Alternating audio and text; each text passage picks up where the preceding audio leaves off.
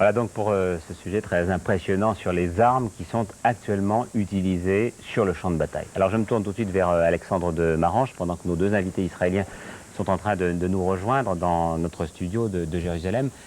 Face à ce formidable arsenal côté allié, est-ce que les Irakiens, à votre avis, en ont plus que ce qu'ils montrent actuellement?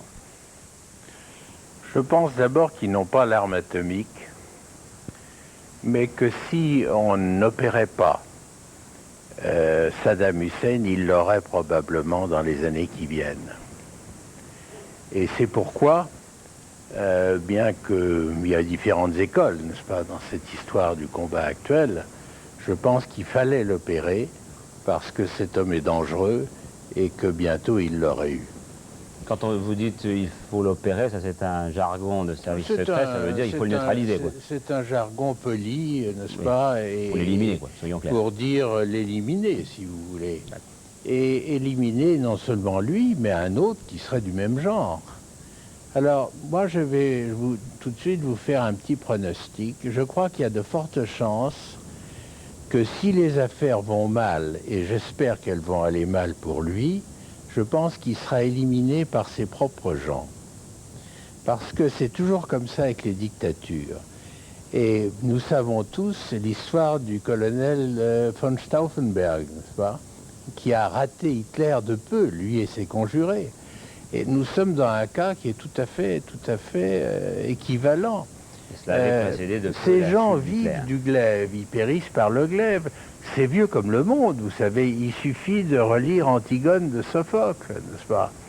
Et tout à l'heure, monsieur qui est en face de moi va peut-être nous rappeler que dans le fond, dans les tyrannies, et je fais allusion à Antigone, l'homme qui est le mieux placé pour protéger le roi, c'est le chef des gardes, mais il est aussi l'homme qui est le mieux placé pour l'assassiner. Alors ça, on y viendra dans la deuxième partie de l'émission. En effet, on va parler des armes. À votre sentiment, d'abord, est-ce qu'il vous semble que les Irakiens pourraient installer du chimique dans les fameux Scud qu'ils envoient régulièrement sur Israël ou l'Arabie Saoudite? Écoutez, moi je ne sais pas et je crois qu'en dehors d'eux, personne ne sait, parce que ces Scud, ce sont de vieilles armes soviétiques, n'est-ce pas? Et comme on le voit, heureusement pas au point. Mais est-ce qu'ils ont la technologie pour y introduire de vilaines petites bêtes biologiques ou du chimique? Moi, je n'en sais rien. J'espère que non. Alors, cette question, on va tout de suite la poser à nos deux invités qui viennent d'arriver dans notre studio de Tel Aviv. Ces deux invités ne sont pas n'importe qui. Je vous les présente. Il s'agit du général Motagour, qui, lui, a été chef d'état-major de Tzahal, donc de l'armée israélienne, pendant 4 ans. Et à ses côtés de David Kimché, dont on peut dire qu'il a été le numéro 2 du Mossad. Ça ne vous gêne pas qu'on vous présente comme ça? Moi, je ne dis rien sur ça. Bon, d'accord. Voilà, on reste bien dans les secrets, mais on a bien compris qu'on ne doit pas être très loin de la vérité. Alors, est-ce que, à votre avis, tout d'abord, tous les deux, vous venez de réussir, il y a à peine une demi-heure de cela, la première interception d'un missile Scud qui jusqu'à présent arrivait sur le sol israélien, éclatait, faisant les dégâts qu'on a vus hier soir encore. Cette première interception a eu lieu aujourd'hui avec les missiles antimissiles Patriot. Pourquoi est-ce que vous n'étiez pas doté plutôt de ces missiles antimissiles Patriot? Oui, d'abord, on ne savait pas exactement quand sera la guerre. Et comme vous savez, nous développons en Israël beaucoup d'armes. Si nous pouvons développer quelque chose de valable en Israël, c'est toujours mieux. Mais du moment qu'on a réalisé que la guerre va éclater, on a demandé aux Américains de recevoir ces missiles. Mais je suppose qu'il y en avait quelques difficultés. Mais c'est pas mal aujourd'hui. Ça a bien marché hier. Ça a beaucoup mieux marché aujourd'hui. Et j'espère que les Irakiens constatent qu'Israël est bien défendu. Les missiles antimissiles étaient servis par des Américains cette fois-ci, hein? Toujours pas par des... Non, pas du tout, pas du tout. Hier soir, c'était en équipe purement israélienne. Ce soir, c'était en équipe mélangée, parce que les Israéliens n'ont pas eu encore de temps pour contrôler tout ce système. Mais j'espère bien que demain matin, ça sera en équipe israélienne totale. Donc on peut dire que vous assimilez rapidement cette technique. Bien sûr, nous n'aimons pas que les étrangers, aussi les Américains, fassent ce travail pour nous ici. Nous sommes assez bien pour nous défendre. Pensez-vous que ces fameux missiles Scud, que là vous avez réussi à intercepter mais qui sont par 3 fois tombés sur votre sol, puissent être dotés de l'arme chimique? Nous ne savons pas, mais je peux vous dire que nous sommes arrivés ici avec les masques, parce qu'il y a seulement une demi-heure qu'on était tous dans l'alerte. Et moi, après 35 ans d'être combattant, je devais rester avec la famille, avec les petits-enfants, tous avec le masque. C'est-à-dire qu'on est prêt à recevoir une attaque chimique, mais j'espère bien qu'il n'aura pas lieu. Mais on ne sait jamais. Il faut être préparé. Vous avez été patron de cette armée israélienne que vous connaissez bien aujourd'hui encore, et on a quand même vu qu'il y avait un trou dans votre cuirasse, puisqu'on vous pensait quasi invincible, et des Scud ont réussi à percer cette cuirasse. Ça vous inquiète? Oh oui, les forces irakiennes sont bien inquiétantes. Mais vous savez, la difficulté principale maintenant pour nous, c'est que nous sommes hors de cette guerre. C'est bien. Nous aimons ça, être hors de guerre. Mais la difficulté de montrer la force israélienne, est parce que nous n'aimons pas bouleverser la coalition internationale, nous voudrions laisser les Américains mener la guerre comme ils l'ont préparée. Alors nous sommes hors de cette guerre, c'est-à-dire que nous pouvons aider par notre conduite. C'est ça que nous faisons maintenant. Mais si les Irakiens auraient opéré directement contre nous, je peux vous assurer que nous sommes plus forts qu'eux, oui. Et notamment si vous aviez mené les fameuses attaques préventives dont vous êtes plutôt les spécialistes. Oui, c'est vrai, mais c'est bien de ne pas parler des détails opératifs. Mais en général, même si on parle des missiles Scud, si on était seuls, nous les Israéliens, nous pouvions faire des choses beaucoup plus éclatantes contre les Irakiens. Mais comme c'est là, quand la guerre n'est pas la nôtre, ça nous suffit d'être tranquilles, recevoir le fait irakien, espérant que les Américains, avec vous, les Européens, mettront fin à cette brutalité irakienne. C'est-à-dire que vous laissez entendre que vous saviez, par exemple, où se trouvent les lanceurs, y compris les lanceurs mobiles de Scud. Oh, c'est pas justement cela, mais quand on parle du cadre stratégique d'une guerre entre Irak et Israël, il y en a beaucoup d'éléments qui n'existent pas quand il y a ces fronts internationales. Alors je dis seulement que nous pouvions utiliser la stratégie, les tactiques, les moyens qui pourraient nous permettre de surmonter les Irakiens. Mais pour le moment, comme j'ai dit, nous sommes hors de cette guerre.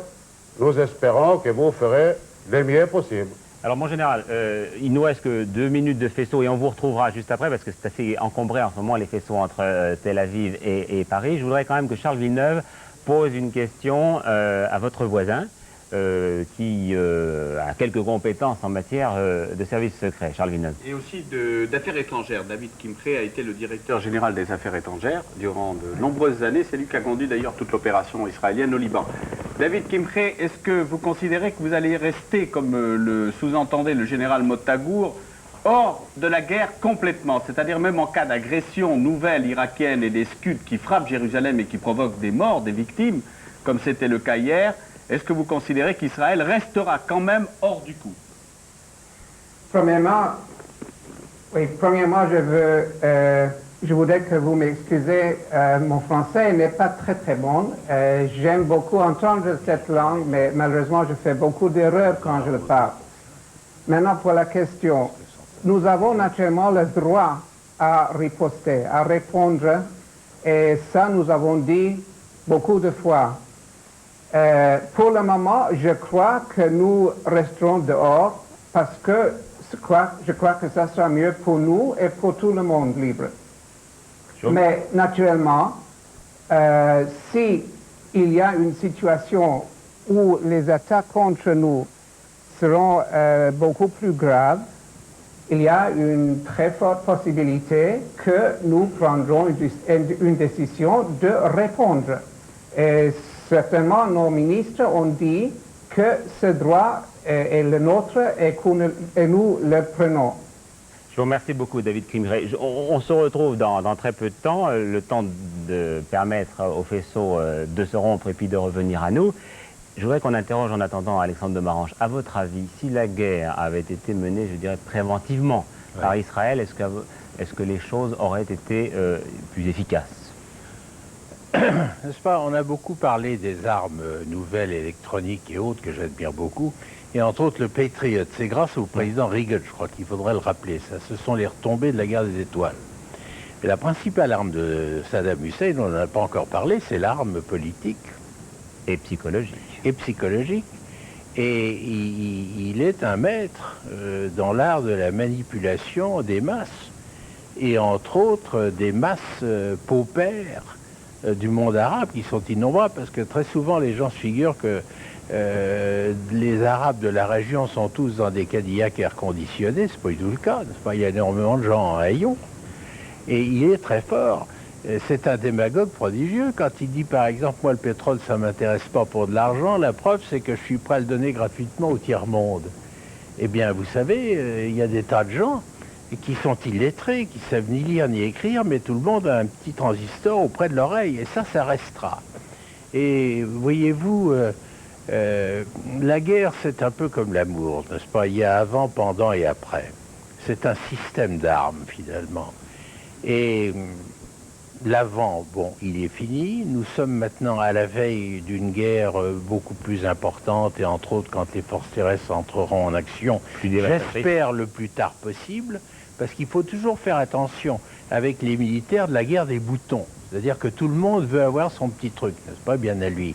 Alors, je crois que maintenant, nous avons tout à fait intérêt à ce qu'on continue à pilonner avec l'aviation, qui a des pertes, comme vous savez, très peu, sur tous les systèmes de ravitaillement, d'eau, de commandement, de communication et de tout ce que vous voudrez. Et j'espère que vous me poserez à ce propos la question, à mon avis très importante, qu'on a effacée pudiquement. Pourquoi est-ce qu'on n'a pas su qu'il y aurait ce conflit? Alors ça, c'est très intéressant. Si ça ne vous gêne pas, on se la pose dans 2-3 secondes. Le temps de poser une autre question, parce que je vous ai vu opiner lorsque Anne-Marie Blanchet laissait entendre que Saddam Hussein n'avait pas la bombe atomique, et ça nous intéresse beaucoup. Pour répondre à votre question, mon cher, si les Israéliens avaient fait la guerre préventive, et s'ils la font maintenant, qui ne serait pas préventive, et c'est pour ça que les Américains freinent des cas de fer, leur demandent d'en faire autant, vont leur donner des sommes énormes, etc., etc., pour ne pas qu'ils se défendent. C'est très difficile de demander à un monsieur attaqué de ne pas se défendre, et de ne pas défendre sa femme et ses enfants. Mais c'est tout simplement parce que si Israël se mêle de cette affaire, qui pour le moment est une guerre entre Arabes, alors vous aurez un ralliement de tout le monde arabo-islamique autour de Saddam Hussein. Et vous mettrez en difficulté les chefs de beaucoup de nations modérées. Je ne parle pas des Syriens, naturellement, qui ne sont pas une nation modérée. Et dont la position est ambiguë. Dont la position est tout à fait ambiguë, mais qui sont des gens, genre Saddam, il ne faut pas se tromper. Alors on les a payés avec le Liban dans des conditions abjectes, d'ailleurs. Et ils sont du même genre. Mais vous dites le régime d'Hafez el-Assad, c'est la même chose que le régime de Saddam Hussein. C'est exactement la même chose. Alors on les a payés, ils font de la figuration dans le désert. Et retenez ce mot figuration, parce que vous verrez que quand ça pètera un jour, ce sont des figurants, n'est-ce pas? Et on les a payés en livrant le Liban à qui vous savez, c'est-à-dire à eux-mêmes, à des gangsters. Et le frère d'Hafez el-Assad, qui est une espèce d'Al Capone du monde arabe, a tué des dizaines de milliers de civils il y a quelques années dans le nord du pays. Mais malheureusement, il n'y avait pas la télévision et il n'y avait pas la presse, parce que de temps en temps, il faut lui rendre hommage aussi, ce qui fait qu'il a pu faire ce qu'il voulait. Dans la ville de Hama, par exemple. Tout à fait, tout à fait. Alors,